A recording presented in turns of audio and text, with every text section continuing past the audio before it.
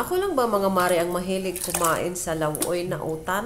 Alam ko, karamihan sa mga mamis dyan mahilig sa lauoy. Ako kasi ito talaga ang paborito ko. Ito madalas namin ulamin sa probinsya talaga. Sardinas lang ihalo mo o kaya yung dilis na tuyo. Ay naku, napakasarap sa lauoy talaga. At saka pag masipag talaga tayo, meron tayong mga tanim sa ating bakura ng mga gulay. Ay naku, hindi tayo mauubusan ng ulam aside sa masarap na at healthy pa. Wala pa siyang chemicals. Kasi sarili mong tanim yan. At ito lang yung malunggay na hinalo ko dito. Dito lang yan sa dito sa bakura. Dito kasi sa nirintahan naming bahay, meron tanim yung may-ari ng bahay. Meron silang tanim na malunggay. Bawat apartment dito is may tanim sila ng malunggay.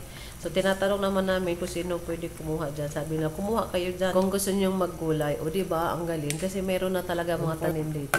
So okay na yun mga mare. Kain tayo. Uy, lauoy na sardinas, malunggay at saka alugbate. Kain tayo.